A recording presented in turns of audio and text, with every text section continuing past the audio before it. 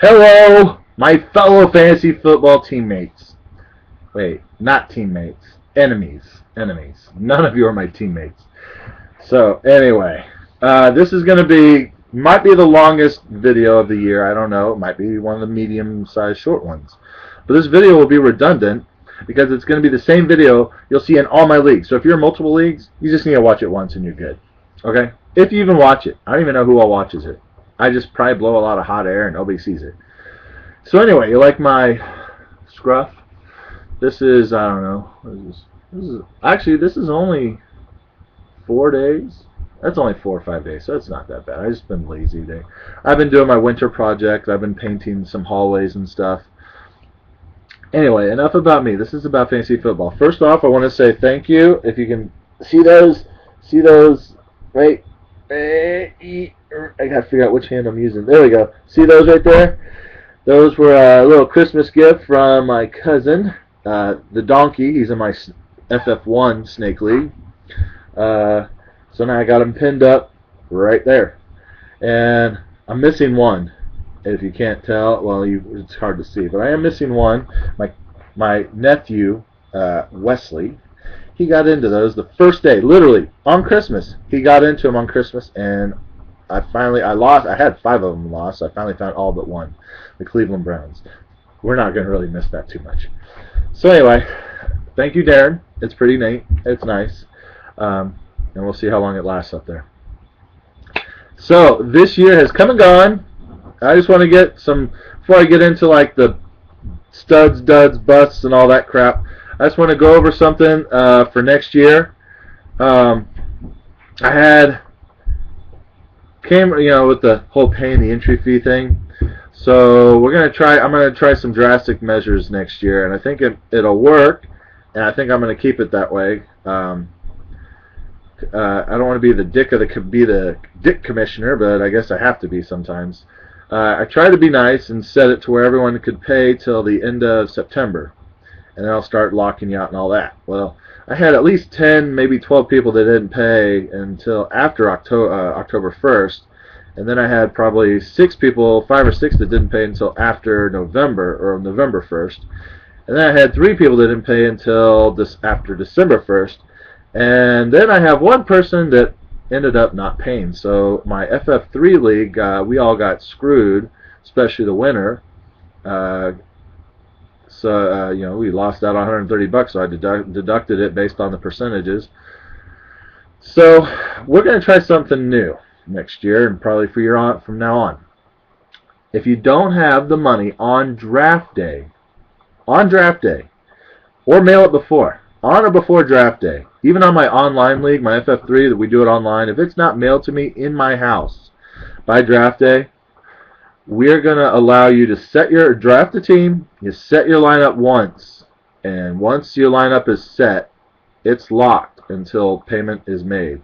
You can't do any transactions, no moving around your lineup anymore, no free agent moves, no blind bidding, no trades. And you will also get deducted, I'll lower it, but you'll get deducted $20 blind bidding dollars each week until I get the money, and then you'll be unlocked. So I think that's what I'm going to have to start doing. I know all of you, except for obviously one person, is good for the money. I know you're all good for it. It's just I don't like to have to constantly hound down people to get the money. So that is what I think I'm going to do.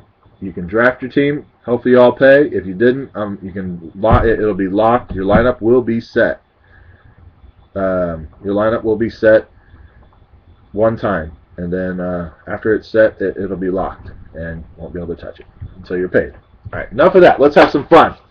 So obviously it's not Super Bowl yet, but this is the first year where all the number ones are gone, and there's only, in my FF1 league, there's one team, the Hawkeyes, is losing by 10 points to Big Red.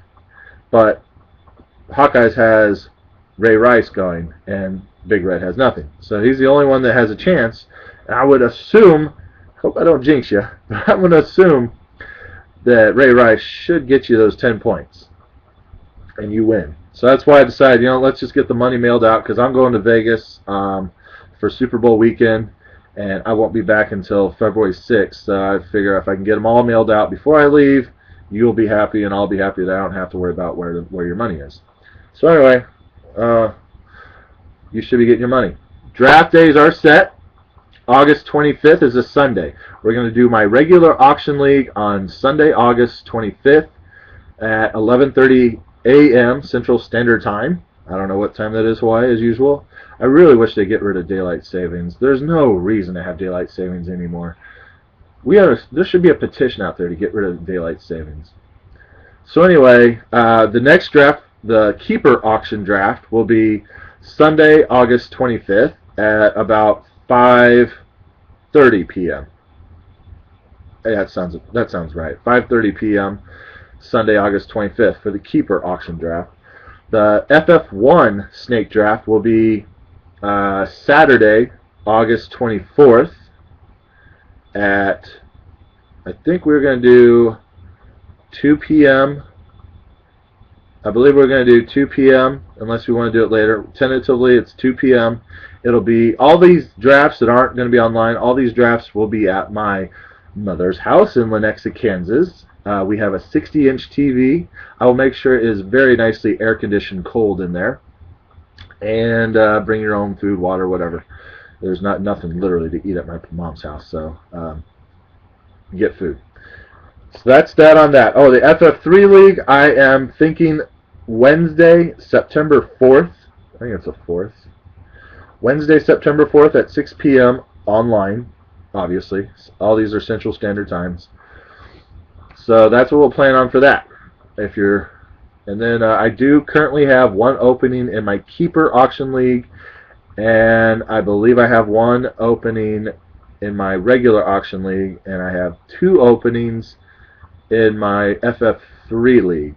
But I haven't officially got them filled, but I have pretty much one commitment for the regular auction league, so I'm pretty sure that's filled then.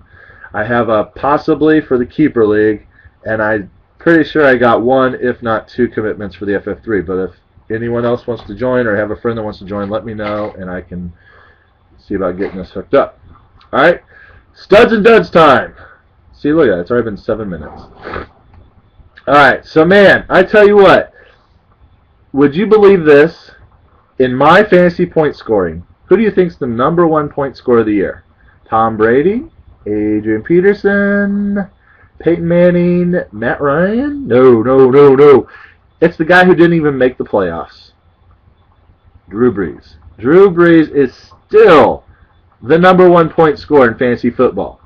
I'm telling you, man, he is a stud. He did have kind of no, he didn't have a bad week 15, 16, or 17. Drew Brees had a bad, you know what Drew Brees had?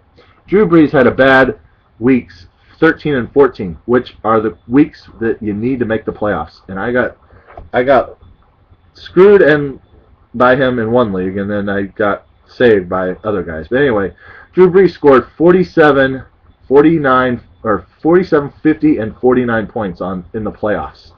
That's a quarterback you want for the playoffs. So anyway, Drew Brees was #1 at 587.5 points.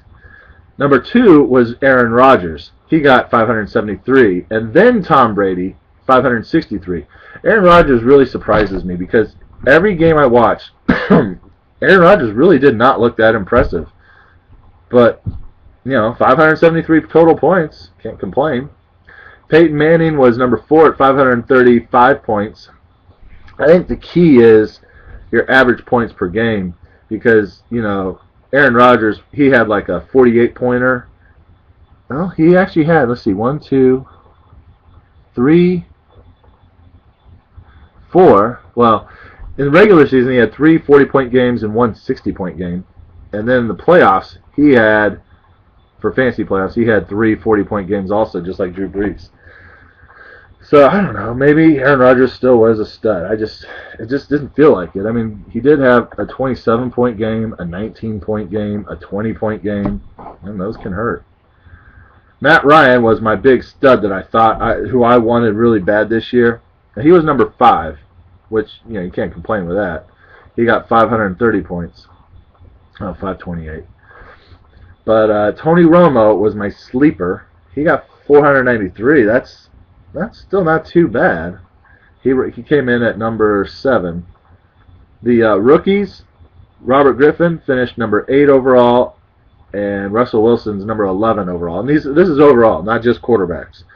The first non-quarterback was Adrian Peterson, obviously, at number 12. He had 434 points. And then you had, the next non-quarterback player was Doug Martin at number 20. Every other position was a quarterback. So definitely, obviously, in my leagues, you need at least, Drew Brees to Matt Ryan, top 5 got 530 points or more. Then you had Cam Newton, Tony Romo, Griffin, Matt Stafford, Andrew Luck at 450 points or above to 500. And then it drops off to Russell Wilson, Andy Dalton, Josh Freeman, Eli Manning, all hitting, and Matt Schaub, Joe Flacco hitting the 400 to 440 area. But Doug Martin almost cracked 400. Did you look at this? Doug Martin got 3 points more than Arian Foster. And Arian Foster, I guess he might have missed a half of the game. But just think also, Doug Martin, he started off the season kind of splitting carries in a way with, what's his name, LeGarrette. So Doug Martin technically had a much better year than Arian Foster. Food for thought. Man, Phillip Rivers, horrible year. Ben Roethlisberger got hurt, obviously. Marshawn Lynch, he still only had 350 points. Obviously, yeah, it's good. He did better than Ray Rice. And Ray Rice, I don't think he got hurt at all. But the first receiver. This is why I tell you that running backs rule. The first receiver was Calvin Johnson. And he's ranked 28th with 342 points. And then Brandon Marshall was behind him at 334 points. So running backs, I'm telling you. So after that, let's look for some duds. Obviously, the biggest. Who do you think your biggest dud of the year? The biggest dud. Ryan Matthews or Larry Fitzgerald? You can't look at the fact that Larry Fitzgerald couldn't help himself because he didn't have a quarterback. It's just, hey, you're supposed to get the points for fantasy football. We drafted you high. I kind of think Larry Fitzgerald is the biggest bust. And Ryan Matthews was a close second. And then, who was the other one? Who do you think got drafted high? The biggest surprise, I think Alfred Morris goes for one of the biggest studs of the year. Doug Martin, yeah, but Doug Martin was still Doug Martin, what do you think, was a 4th-round pick, I think, in most leagues? So he still did good, don't get me wrong, but Alfred Morris was a free agent pickup in, I guarantee, 99.8% of the leagues out in the world. And Alfred Morris ended up being let's see, where's he at? 29th best overall player, above Brandon Marshall, above Trent Richardson, above Jamal Charles. So Alfred Morris, to me, I think Alfred Morris gets probably close to player of the year, considering who he was, and nobody knew who he was. And then, Doug Martin, sure, he'll get good accolades. Not for me. And Russell Wilson, he still has a lot to prove to me. Robert Griffin was a nice surprise. I'll give you that. I did not expect that out of him. He looked awesome. Hopefully he can play next year. I don't think he will play much, though. Another big dud. Well, for the first 5 weeks of the season, Andre Johnson to me was kind of a big dud, but then all of a sudden he said, "Oh, I can play again." And man, was he not a stud or what? Andre Johnson seemed like he was averaging at least 20 points a game for the rest of the season. Okay, maybe not. I'm looking at it now. He got 17, 20, then a 7, then a 47, then a 28, then a 10, then a 17, then a 32, then a 17, then a 26. So, yeah, he did. He was pretty much a stud. Oh, Frank Gore. Everyone, including me, thought he's not going to do it this year because they brought in Brandon Jacobs. They had 4 other running backs, basically. It's going to be a rotation. No, Frank Gore was a stud. He almost had 300 total fantasy points for the year. But can he do it again next year? Everyone's like, that was his best year. No. Next year is when's Frank Gore going to finally have a letdown? He's been a stud. Even Frank Gore's top supporter, Dragon Balls, he even said, "Yeah, his year's done. I don't want him." Yeah, how about that? Big dud. Let's look for a dud. Chris Johnson was 44th ranked overall, so that wouldn't really want a dud. That's pretty much okay-ish. He got 280 points. Forte, 283 points. Not really a bust, but Reggie Bush kind of was. It looked like he was going to do really good, and then, like for the first 3 weeks, he seemed to do fairly good, and then just a tailspin. I don't know where he went, but he was gone. Let's see. Oh, I think Victor Cruz and Hakeem Nicks, big time busts. Not the bad bust, but still, I think they were busts. To me, they didn't have great years, considering where their draft position was. LaShawn McCoy, if he didn't get injured, he might have. I bet he's ranked 58th, and if he didn't get injured and miss 1, 2, 3, 4 weeks, that's what he could have jumped. No, if he didn't get hurt, he would have been good. Oh, here, tight end bust. Besides Antonio Gates, which, by the way, huge bust. Antonio Gates, huge bust.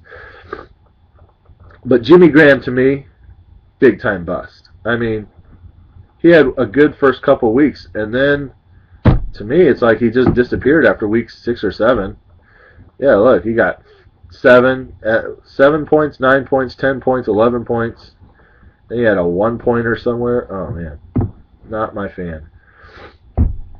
Another tight end was Rob Gronkowski, just because he got hurt. I'm just joking. He had an awesome year until he got hurt.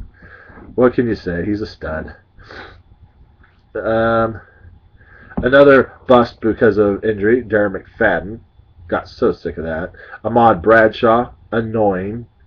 Not that anyone would start him, but Jay Cutler was a frustrating quarterback all year.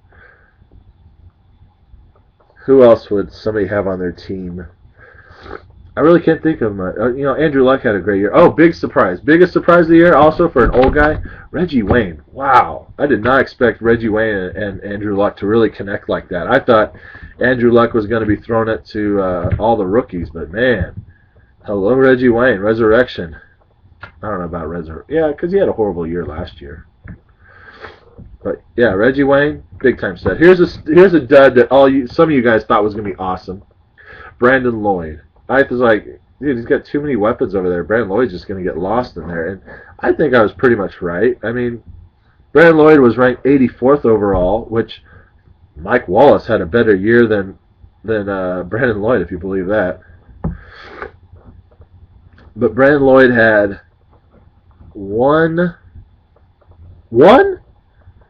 two. He had 2 games in the regular season where he scored 15 points or more. 2. That's it. And then he had 1 game in the playoffs that he did. So if that's your number 1 receiver who averages 10 to 12 points a game, I don't think that's a good person to have.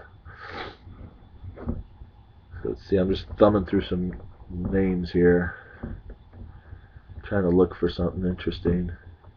It's funny. I'm at number 100. You got Willis McGahee, and I still haven't. I'm trying to find where Larry Fitzgerald is. I am not seeing him still. Let's see. I'm at 100, and let's see. The 49ers. Oh, there he is. Larry Fitzgerald, ranked 107. Got 175 points. This is how bad Larry Fitzgerald was. Steve Gostkowski scored more than him. Danny Woodhead scored more than him. The Bengals defense scored more than him, which, I guess some defenses can easily do that. But I think Steven Gostkowski, a kicker, getting more points than your receiver. That's pretty a top-notch receiver at that. Andre Roberts. Larry Fitzgerald was ranked number 107. His other receiver, the other receiver in Arizona, Andre Roberts, had 1 less total points for the year than Larry Fitzgerald. He was ranked 108.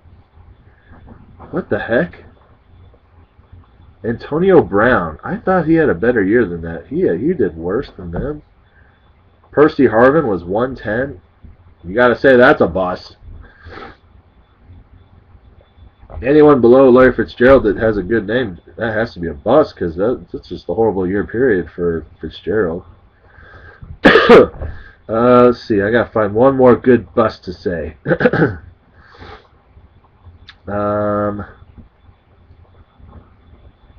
got to be there. Okay, well, the bust that's a personal bust for me, I thought Kendall Wright for the Tennessee Titans, a rookie, I thought he was going to be one of the big rookie studs of the year.